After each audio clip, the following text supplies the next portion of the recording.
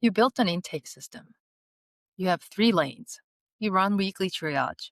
But stakeholders still show up at your desk with urgent requests. They still ping developers in Slack. They still pull engineers into last minute meetings. The intake process exists, but people keep bypassing it. This is not about enforcement, it's about clarity. Today, I'm walking through how to stop drive-by requests without becoming the team that always says no. It comes down to 2 doors: clear script and predictable access. Let's break it down. Even with a structured intake process, teams still face constant interruptions. This creates 3 breakdowns across 3E framework. Audience experience suffers because real issues linger. When your team is busy responding to interruptions, critical bugs sit unresolved. Customers feel the delay. Creator experience suffers because escalation becomes the default path. Content teams learn that going directly to a developer gets faster results than following the process. This creates friction and resentment. Developer experience suffers the most. Focus breaks constantly. Developers cannot deep work because someone always needs something right now. The pattern is predictable. When the official path feels slow or unclear, people find workarounds. Drive-by requests become the culture. This is not because stakeholders are difficult. It's because the system has not given them a clear alternative. Drive-by requests happen when there is no obvious path for help. Stakeholders do not know the difference between "I need help right now" and "this should be planned."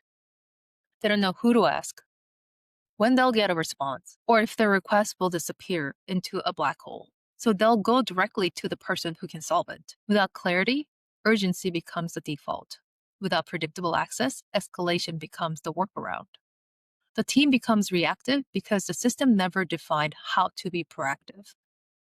The fix is creating 2 clear doors for work: response scripts that sets expectations, and predictable office hours. Step 1, create 2 doors. Most teams have one front door for everything. That creates confusion. Instead, create 2 separate paths. Door 1, the support lane. This is for immediate help, questions, blockers, urgent clarifications. This lane should have a clear owner and a faster response time. It might be a rotating support role or a dedicated team member. A goal is simple. Stakeholders know where to go when they need help quickly. Door number 2, the roadmap lane. This is for everything else: new features, enhancements, strategic work. This work goes through your intake process and follows your 3-lane system from the last episode. The key is making both doors visible. Publish them, share them in onboarding, reference them in meetings.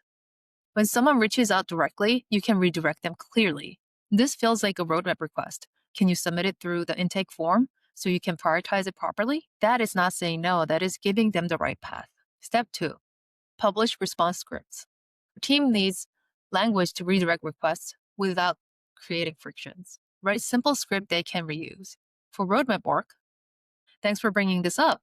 This feels like something we should plan properly. Can you submit it through the intake form? That way we can review it in our weekly triage meeting and give you a clear timeline. For the support requests, I can help you with this. Can you post it in the support channel so the whole team has visibility? That way, if I'm unavailable, someone else can jump in. For true emergencies, this sounds urgent. Let me loop in whoever the support owner is so we can address it right away.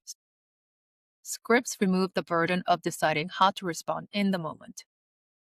Your team has clear language. Stakeholders get consistent guidance. Step 3, set office hours. One of the biggest reasons for drive-by requests is lack of predictable access. If stakeholders do not know when they can ask questions, they ask whenever they think of it.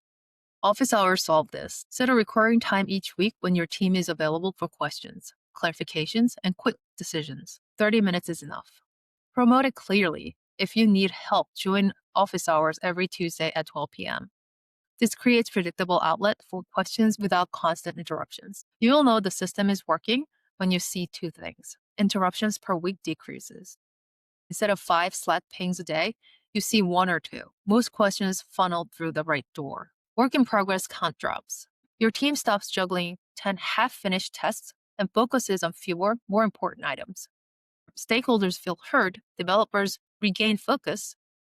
The system becomes the path of least resistance instead of the obstacle. Once you reduce drive-by requests, the next challenge is smaller but just as disruptive. Content changes that seem simple but hijack engineering capacity. A quick CMS update, a small copy tweak. A layout adjustment that should take 5 minutes but requires a developer. These small requests add up and slows strategic work. I'll cover how to identify and eliminate those bottlenecks in the next episode. Stopping drive-by requests is not about saying no. It's about creating clarity. 2 doors, clear scripts, predictable access. It aligns audience, creator, and developer experience by making the right path the easiest path. If the team feels constantly interrupted, start here. If you like the content, like and subscribe. See you next time.